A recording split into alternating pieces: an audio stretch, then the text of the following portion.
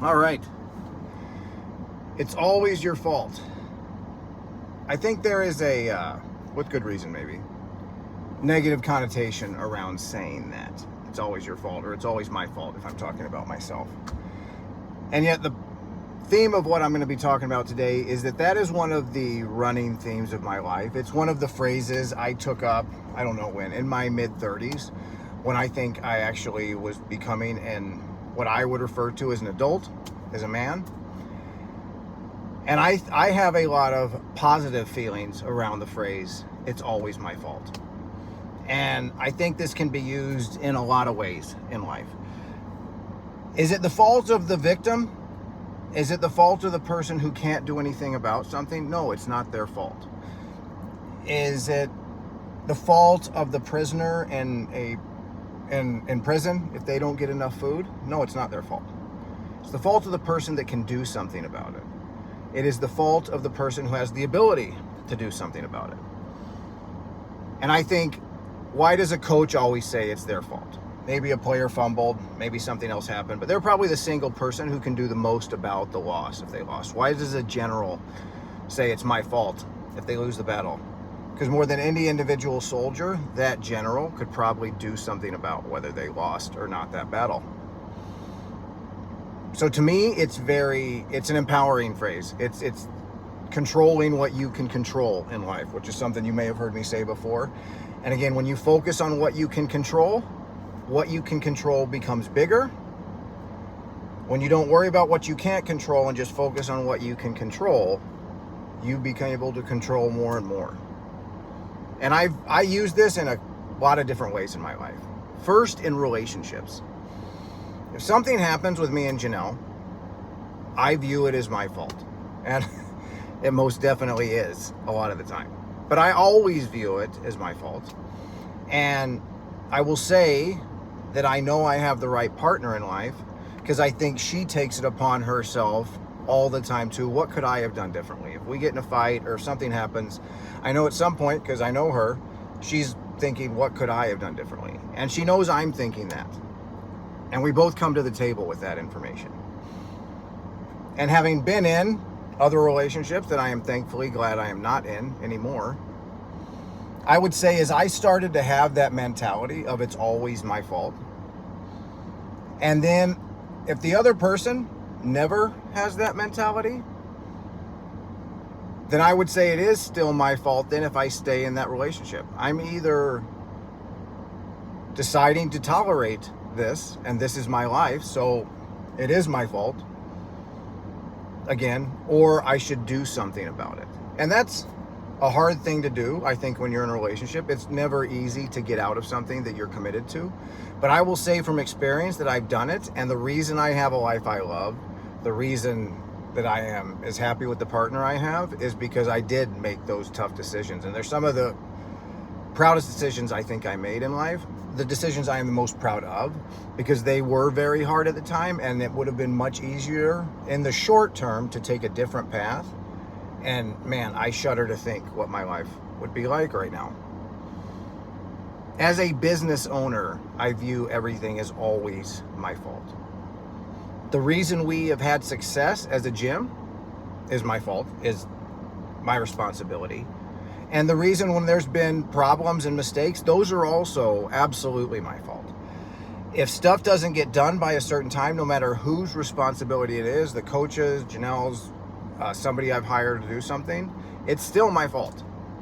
And I think that's why here we are almost 15 years later, and we still have a gym. And you guys are still coming to King William District CrossFit in Medfix, Southtown, because that's how I view that. And I will say, and you guys get this, as a business owner, you put a lot of hard work into a lot of different avenues, and a lot of them come to nothing. Putting hard work into something is no guarantee you're going to get something out of it, and I've learned that. But I've never viewed any of that work as wasted at all. Because I think of all the times I've gotten lucky too, and I've definitely gotten lucky a lot. I'm lucky to have you guys as members. I think back through COVID when we were closed, we handed out all our equipment to everybody, but we didn't lose any memberships. I'm very fortunate with you guys. But I think you guys also know I give you everything I can every day during the meantime. And if you need to talk to me, if you need something from me, I'm available. Whether we always agree or disagree, you know you're going to get the honest truth from me on whatever we're talking about. And I think that breeds loyalty on both sides, because you know I'm very loyal to you. But I say that with the fact that I think that's why a lot of business owners don't end up staying in business, because they don't view everything as their fault. And all the times I've gotten lucky is also because of work I did to put myself in a position to get lucky as a business owner. So while that's happened, if I hadn't done things before that to be there in that moment, I wouldn't have been there to get lucky in that moment. And so I never view work, whether it comes to something or nothing, as wasted. I don't, all right, that didn't pan out. It was still good work to do. I either succeed or I learn, and then it's off to the next one. And you have to be able to just pivot as a business owner and go the next direction and work just as hard on the next thing. Not get dejected, not, oh shit, that didn't work out. Whatever, that didn't work out. Now what are you gonna do? Go this direction. And I very much view that the same for working out and for how I train and the fitness level that I have. So at 50 something years old, I think I'm happy with my fitness level. Could I be fitter? Yes, I could be. And it's my fault that I'm not. But it also is my fault, my responsibility, that I am as fit as I am, because I've done a lot of hard work to get to this point. The consistency, the effort, the workouts no one sees, how I've changed my diet continually as I've aged in life and realized what I was doing, while that worked for a time, it doesn't work now. And I have to keep changing and keep adjusting in order to have the fitness level that I want to have in life. And the reason I'm not fitter now and wasn't fitter in the past was definitely my fault. I will argue with anyone that I think if you're looking for general all-around fitness, CrossFit is the by far and away the best way to do that. Whether you call it CrossFit or not, you combine constantly varied, combining all the different things the human body can do with all the different elements we know how to do them with. And you break down to the essence of what are the movement patterns that the body needs to be foundationally able to do. And then you do those repeatedly, heavy and light, for lots of reps, for low reps, and you combine them in different orders. And you put that into a community where you're all pushing each other to work harder. That framework is the best framework there is to stay fit for your whole life. And as I've said, I've always exercised. I've always been in this field. At times, I've never been a great runner, but when I had my first shoulder separation way back after I'd been a logger and I got hit by a tree and separated my shoulder, you guys didn't know me back then in my early 20s. I was a runner for over a year because it took a long time for that arm to heal. And I just ran for a long time. I've been a lifeguard, not a very good lifeguard, but I passed the test and worked as a lifeguard for a long time, for a couple years, out in open water. I've definitely, you guys know, I've been a meathead for a long time. I've worked out a lot of different ways. I got into rock climbing. I've done about as much as one person can do. And I've been reading lately. I got back into the Vampire Chronicles by Anne Rice. Reading her books really makes me want to be a vampire, because I'd love to spend a whole lifetime being a really good rock climber, and then a whole lifetime being a power lifter, and then a whole lifetime being an Olympic lifter, and a whole lifetime being a CrossFitter, as I'm doing now. And obviously this is the one I want to do most, because this is what I'm doing now. But I'd love to have several different lifetimes to do that. But anyways, I digress. And there's plenty, let's be honest, there's plenty of people this may sound bad, but there's plenty of bad guys you wouldn't mind killing. I don't think the fact that you have to kill people to survive as a vampire is a deal breaker. But anyways, having done all those and still liking to try new active things when I have time, and knowing you guys do too, CrossFit is simply the best way, the best all-around way to stay fit. So you can go do whatever else you want as a physical human being that likes to experience the physical world. And when you get injured, which is going to happen, not a big deal, you don't need to beat yourself up over it, but it is your fault. It is not the methodology's fault. I've been injured a lot, and they were definitely all my fault. And I've learned from all of them, and it's made me a better exerciser, a better programmer. It's gained me a lot of wisdom that has been hard earned. through being injured.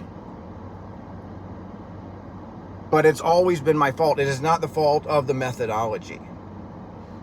And so when I see people say that CrossFit is dangerous or it hurt me so I shouldn't do it, again, I view them as you're not taking ownership of whose fault that was. When a tool is powerful, when a tool is super effective, it can probably be used wrongly, and cause damage. And I've said this a bunch of different ways over time. I will argue with anyone that a deadlift is the best thing you can do for your lower back. Done wrong, it will guarantee you injure your lower back and probably have surgery. That doesn't make a deadlift bad. It makes it powerful and effective, and you need to respect it and do it right. But it's not the fault of the deadlift. It is your fault. It is my fault when that deadlift screws you up. And it doesn't mean I'm not going to do that anymore. Have a little bit higher standards for yourself. Learn and get better with the tool. Learn to use the tool better and come back at it. You just learned a valuable lesson because you learned another way of how to do it wrong. Consciously think about that and come back and do it better. Any progress I have made has been from making mistakes that were my fault and then learning from those faults and going back and doing the same thing, getting back on that horse that bucked me off and learning how to do it better. So that's been my running theme, I would say, in my head today, because I've got some stuff going on with the business. Was talking to Janelle and just very grateful for the partner I have that thinks the same way I do on this kind of stuff. But if you aren't as fit as you want to be, if you aren't in a relationship, if you're not happy with the relationship you're in, if you are not as financially secure as you want to be, if you're not happy with the job you're in, all these things are your fault. And this shouldn't be a criticism. This is that I own it, have power, believe you have the ability to change your circumstance. I don't think you become an adult in life. There's a lot of different ways to define it. You know, we used to say like when you were financially independent. I don't think that means you're an adult at all. That's a stepping stone for sure. But that doesn't have much to do with it at all. It's just a correlate. When you finally own everything in your life and you say everything is my fault that happens with me, and just as much as all the things that are in my life, it is my fault. It is my responsibility. I am the one who needs to do something if there's a problem. That's when I think you become an adult. And I see a lot of parents and grandparents that I don't think are fully adults because they don't think that way. My parents, I would say, don't think that way. So I don't think, as I became what I would call an adult, a man, I suddenly saw these things that I was like, oh, they never took ownership like I'm taking ownership like now of everything in their life. And frankly, they know I think that. I think I could be a little bit rough sometimes as a son. I think my parents know I love them and would do anything for them, and I'm very grateful for them. But I think I might be a little hard on them sometimes. But I am very grateful for them. But having said that, I see a lot of mature, financially independent people that have jobs and kids, and I see them not taking responsibility for a lot of things in their life. It's this person's fault. It's life's fault. It's that situation's fault. It's not mine. And all you're doing is boxing yourself in and trapping yourself in a way you don't have to. Now, I am not all powerful. I have no delusions on that. It is a big world, and I am a very small little fish in a huge pond. But when I'm swimming around in this pond, I control my little world and everything in it. And that's how I'm always going to think. Whether it's true or not, that's how I'm going to think and act and deal with everything. And I think when you do it that way, you will end up with a satisfied life. And again, we talk about happiness. I don't think you can seek happiness. I think you seek satisfaction. I think you seek accomplishment. I think you seek having a purpose. And when you are accomplishing that purpose, when you are satisfied with your effort, when you're satisfied with all the things in your life, happiness is the natural byproduct of that, which is also I would call contentment. I'm content because I have the life I want. And so many people, I see very few people that have the lives they want because they haven't owned everything in it and taken responsible for everything in it. And I think that can be applied, as I've said, in very big ways to your relationship, to your job, with your kids, whatever it may be, and in a very surface level way to how you exercise. CrossFit is a big thing to wrap your head around. There's a lot of stuff we do, and you will always be learning. So the next mistake you make doesn't mean this methodology just doesn't work for me. It just means you're a learning, fallible individual. You just learned a new lesson. You learned how not to do it. And now you'll be able to do that specific thing better down the road. So it's always your fault. It's always my fault. And that's a good thing. Right on.